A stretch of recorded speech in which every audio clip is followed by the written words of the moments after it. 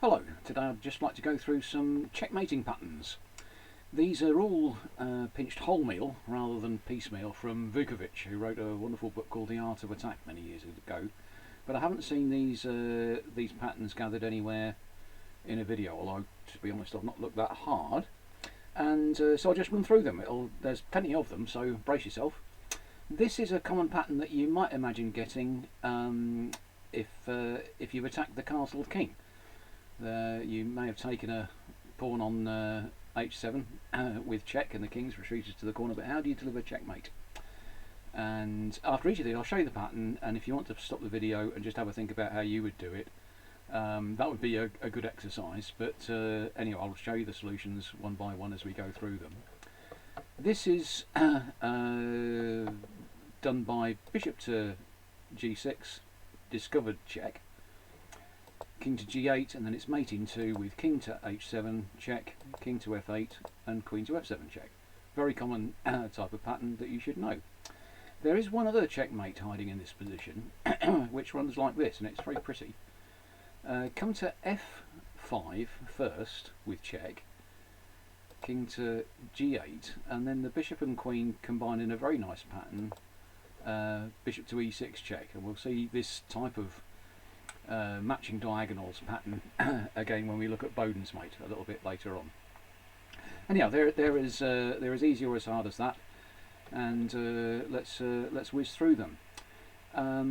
In that imaginary attack on a castled king, we don't have any of the other pieces or pawns, black pieces and pawns on the board, but here's a situation where you might imagine arising, or something like it. If it was white's go, you just checkmate as you might expect, with bishop to g6, discovered check, and then the queen comes down to mate. But if it's black's go, how does it work? Well, here we go. g6 might be a good starting point for black. And now if bishop takes g6, king to g7, queen to h7 check, the king slips away. So how do we solve this? Well, after g6, the right move is not to play one of our discovered checks, but just wait and push the queen onto a safer square. And now, any move of a pawn, and we have discovered check and mate, because the king can't escape forward to g7. And if the king tries to give itself some space to run away with, then again takes on g6 check, check on h7, and take on on f7. So very much like the first pattern we saw, but there was a pawn on f7 to take. All right. With pawn support, if you could pick the queen up and drop it on h7, a sort of what Capablanca used to call mate in one move, and the one move is queen from a5 to h7 check. But if we could do that, that would be checkmate. So let's head on in that direction. Queen to h5, and now if the king tries to give itself an escape by bishop to e7, then queen to h7 check, king to f8, and now the queen doesn't cover h8. We can move to h8 with checkmate. So it's checkmate with the support of a pawn if the king doesn't have access for some reason to e7. In this position, the bishop's covering it, but it could be covered by one of your pieces, a knight here or a bishop here. Again with pawn support, here's a nice little stepwise mate. g6 threatening checkmate on h7, and if the bishop comes back to defend, checkmate from the pawn, which is unusual. If the king tries to run away to h8, for example, takes on h7, check with g7 check, and now after king to f7, queen to g8, making a second queen, double check and checkmate. Another example with a pawn support, this is not at all an uncommon pattern. Let's head off to g7, which is our mate in one move, queen from e5 to g7. So queen to g5 first, king to h8, queen to h6, rook to g8. And now we switch our target, because the G file is blocked to the black king on these 3 squares, and so if we can check it on the H file, it'll be mate. And so we play queen takes H7 check, king takes H7, rook to H1 mate, which we call some sort of corridor mate. The king is confined to this corridor, and we can checkmate it on that file. Another version of this sort of corridor mate is Anastasia's mate. I don't know why it was named after Anastasius. He seems to have been some character in a novel. But knight to E7 check, king to H8, and again these 3 squares not available to the king, so takes on H7 check, king takes H7, rook to H5, checkmate. Another example of a corridor mate, this is from Max Langer, and he played it in a game against Adolf Anderssen, clearly the strongest player in the world for a number of years. And in this position, well, our queen's attacked, but we won't mind too much about that. Rather curious position to have come about in the game, but it did happen. And now if rook takes G5, we'll take on G4 check, and all of these squares, this one from the bishop, all of these squares are forbidden to the king. And so rook to H5, rook takes H5, checkmate. It actually wasn't the continuation of the game. Anderssen was smart enough to spot that and played it in a different way. But that's known as Max Langer's mate. He was one of the top 10 players in the world for quite a while, actually, I think. This is another checkmate with the support of a pawn. If we could get the queen in one move from D1 to H7, we'd have checkmate. But if we don't do that in a hurry and with some force, it looks like our own king is going to be in trouble from the black major pieces, and so there's no need to get to there's no time to dally. So we transfer the queen with force to H7 by rook to H8 check, king takes, and another check, king retreats, and now we play the same trick again to get the queen to H1 check. The queen comes to H1 with check, and again and then we can move down to H7 with checkmate. With the support of a rook, well, we've got 2 different checkmates on H7 and H8 in this position. And now but so it's straightforward. How can black defend?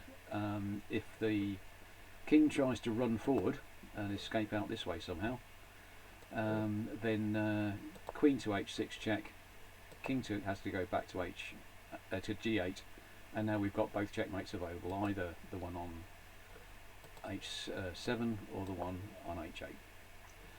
Instead of that, if the black tries to defend itself with F6, then we can play to H7 check. That's the precise move. And if the black tries to defend itself by creating some space to run away from the mate on H7, then we can play the other one, the mate on H8. So powerful play down the H file with a rook and queen battery. Same battery, same sort of expectation, I suspect, perhaps. But if it's black's go in this position, black can actually, I think, escape. So with something like F6, and we can't prevent the king from slipping out sideways with a check here or a check here, and then the king will slip away. So we need some way of preventing that from happening. Sometimes a nice idea actually is, before you play any of this, just drop one of your own pieces on this square, and then whatever black is able to do, he won't be able to play the f pawn forward and won't be able to escape. Mate with rook support again down the file with a g pawn forward, and again there's a defence here. The king can just try and run away if it's black's go and escape out sideways. Here's a super checkmate which everybody should know. I remember poor old Becky Trott having this on the board but never having seen the pattern, was unable to play it. So anyhow, if you get this in its chance in your game, you'll be thought a genius. The checkmate goes check, and now discovered check on H6.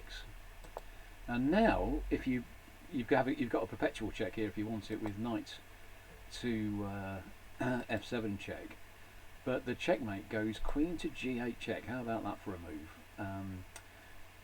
King can't take it because it's covered by the knight, and if either the knight or the rook takes the queen, then we've got knight to f7 smothered mate. That one's named for Philidor, sometimes called Philidor's Legacy, and a very fine idea it is too. Once you've seen it, I hope never forgotten.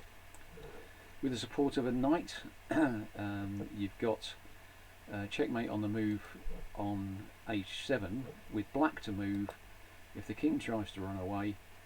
Well, if you check on h7, I think the king will just run away to this side. So queen takes f7 check first, king to h8, and now knight to e6, threatening mate. And so the rook has to run back, and I'm sure you can spot. We've got our version of our corridor mate with queen to h5. Again, with the knight support, we can deliver checkmate here. Knight to f6 check, king to h8, knight to h5, discovered check, and then queen to g7 checkmate. So after knight to f6 check, well, that's not forced to come to h8. If the king comes to g7, for example, we've got double check, and if the king goes forwards, then we have just a series of checks. Sorry, queen f4 check, g5 check, and check. And if you've got other pieces on the board, I'm sure you'll catch it, but there's no checkmate with just the queen and the knight. Sometimes chess players say 3 pieces are a mate, 2 pieces are a check, and there you see just the 2 pieces cooperating. It's just the check at the moment. Similarly, if the king wants to come this away in defence, again, I don't think there's a checkmate available. Oh no, there is a checkmate available. Let's have a little look. So check, and king to g8 check, the king comes forward, and queen to f8 check.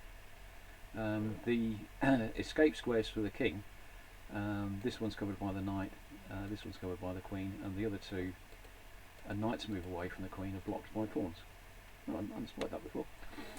So there, yes, checkmate from by queen and knight, but cooperation of the black pieces this time. This one is named for Paul Morphy, and runs like this. If you take with the bishop, take on g7 with the bishop, nothing's happening, but rook takes, and now before we do anything else, we have to eliminate this f pawn. Takes and returns back to h8, and now move the rook back to any square on the board. G6 is just cheekier, and rook to it has to come and put itself in the way. So f6, bishop takes f6, check and checkmate. If you don't take the pawn, you play the rook back this way, then the black pawn will just step into the way, and you don't have a checkmate. And in fact, I don't think you're winning at all in this position. So that's named for Paul Morphy. Morphy's discovered mate, because of the discovered check, it's called. And then the names are the least important thing about it, but I do remember the pattern. So rook and queen's bishop again cooperating in this position, and well, it's mate on the move with white to play rook to g5, but with black to play, if you run away with a rook to, or pick a move at random, rook to c8, and then we have check,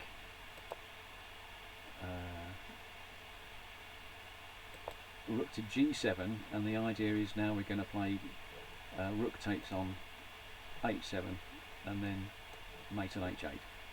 If the rook goes further away, we take and take, checkmate.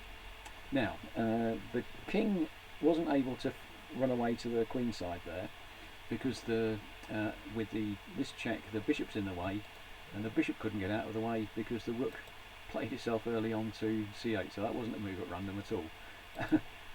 Almost any other move would be okay for black. So on a8, check, rook to g7, and now if the bishop moves out of the way, check, the king can slip out. So that's a cooperation of the rook and the queen's bishop. Another mate from Morphy, I think this one's just called Morphy's mate. Again with this bishop on the long diagonal, very powerful. Just take the bishop and check from the rook and mate from the bishop. There we go. This one named for Pillsbury, similar sort of idea. Presumably it was a famous combination by Pillsbury, but I don't know the game that it's from. Pillsbury plays rook takes, and now there's too much material to get in the way if we try and take the f-pawn and play a similar sort of idea to Morphy's mate. That's not going to be a checkmate, I'm sorry to say. So the way to checkmate here is not to come back with a discovered check, but forward. Rook to g8, double check, one discovered, one direct. And because it's a double check, the king has to move, the king takes here, and now we've got control of the g file, and it's not the f-pawn that will step in the way of the bishop, but there's nothing much can step in the way of the rook. Bishop to g4, takes on g4, checkmate.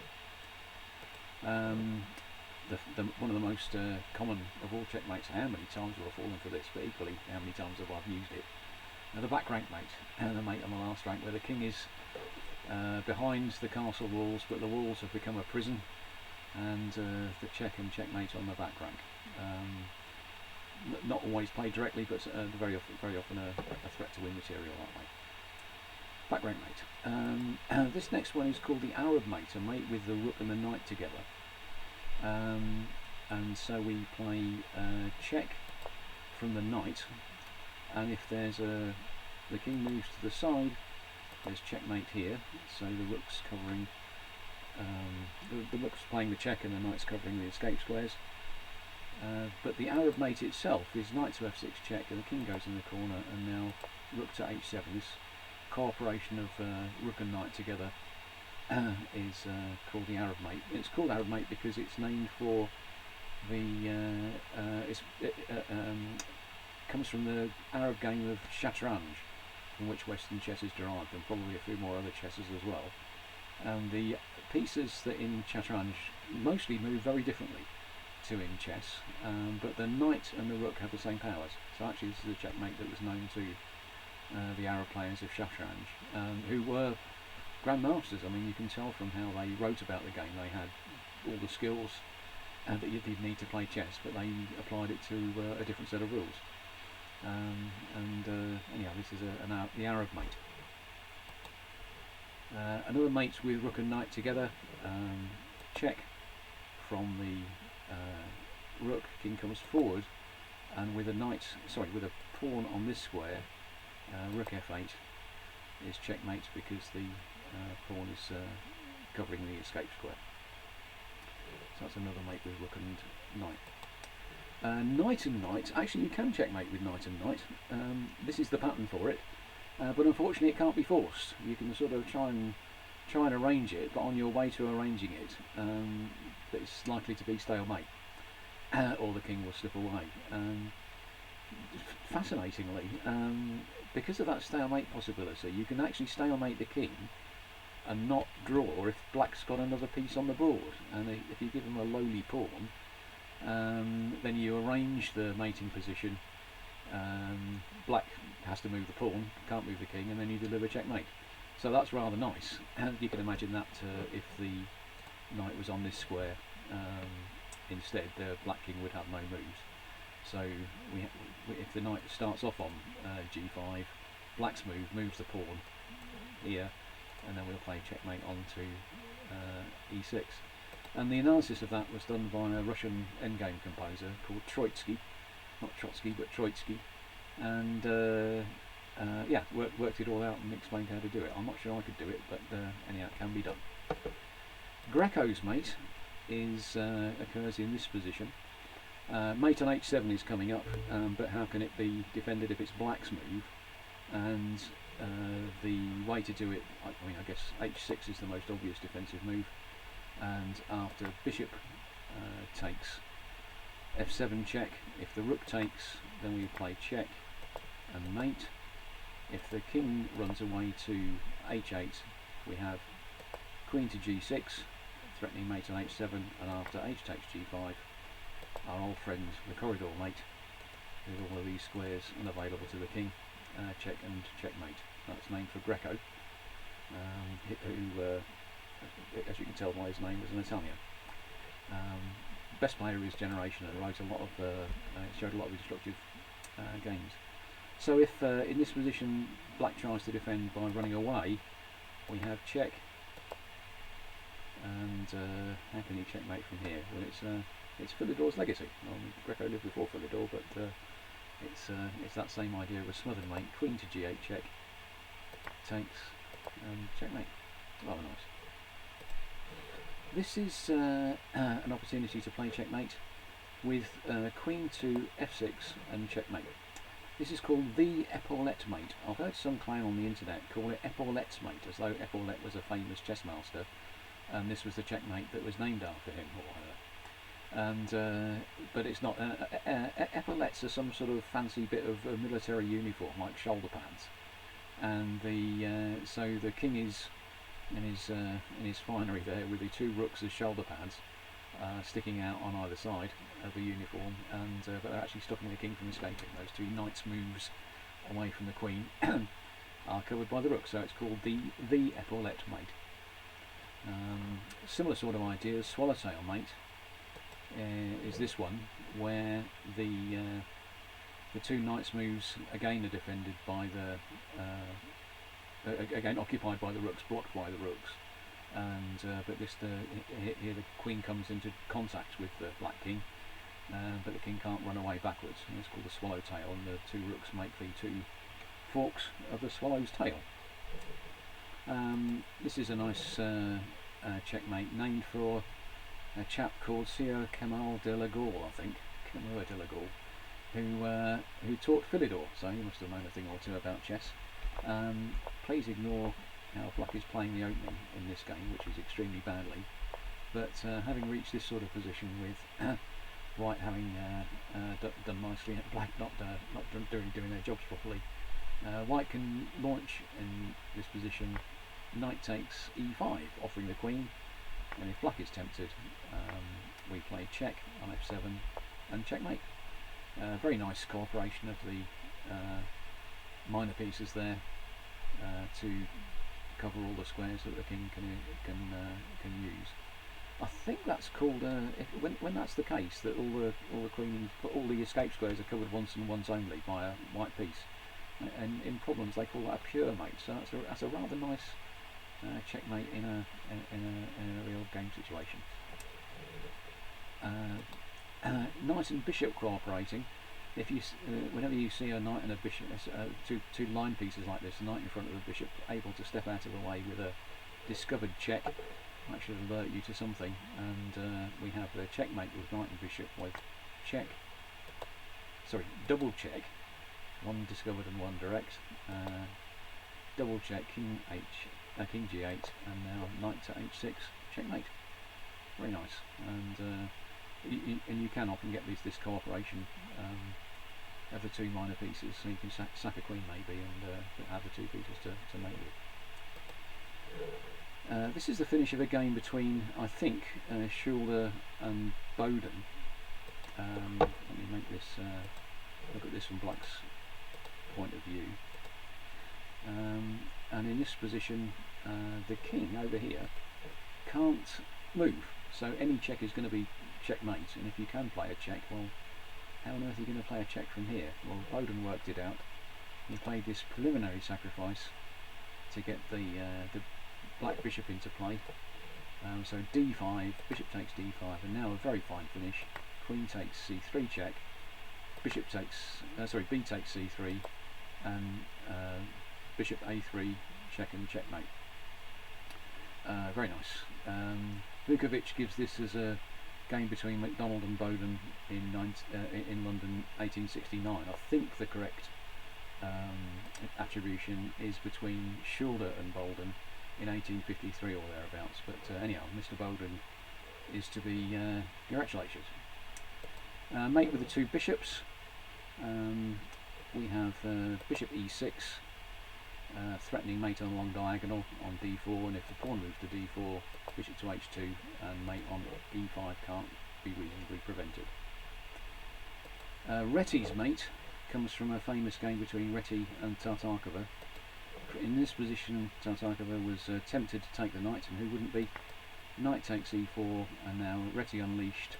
Queen to d8 check, luring the king, decoying the king to d8, and then bishop to g5, double check, one from the rook and one from the bishop. King goes back to e8, and rook to d8 is checkmate. If the king instead had come forward to c7, then we have checkmate on d8. Very nice. Blackburn's mate is named for him, which he came up with in this position in a game between him and a chap called Wild, and lots of menacing white pieces around the black king, and the route through to checkmate is actually rather straightforward, and it's a version of our queen and knight mate that we've played. Sorry, a version of the bishop mate that we've seen. Queen to h7 check, knight takes, and bishop takes h7, checkmate. Kozio's mate is shown on the board there, sometimes called a dovetail mate. Again, the name is the least important thing about it, but again, a check from the queen, and the two knights moves away from the queen, check on the diagonal, and the two knights moves blocked by the friendly pieces, and it's checkmate. Lastly, a very common sequence that you should know. We got to this position actually in lots of games. The one I know is between Vukovic and Vukovic, but it's given by lots of other people in other sources. In this position, all black's pieces have run away from the king side, and white can play the Greek gift sacrifice, about which more elsewhere. But takes an h7 check, king takes h7, knight to g6, g5 check, and now if king to g8, the queen comes to h5, threatening mate. If rook to now e8 to try and give the king a room to run away, we don't jump into h7 with check straight away. It's another one of these cases where we clear away the f pawn first, queen to h5 check, king runs away, h7 check, king f8. We've now got access to h8 check. If the king runs away, queen takes g7 check and checkmate. With the f pawn there, of course, we aren't quite mating yet. Although in this position, had we played we'd be able to take the f pawn, but queen to g7 wouldn't have been checkmate. It wouldn't have been a check, and therefore black would have had time to maybe defend f7 with a move like this. The king can't run away in this position to e6, d6 because of the white e pawn, and the other squares on the d file to run away are covered by black pieces. So those are Vukovic's mates, or rather diverse. Certainly the first few you should know and know by heart, and the rest of them crop up. So again, well worth keeping in your mind as you learn how to play chess. Spot them, and they will turn up.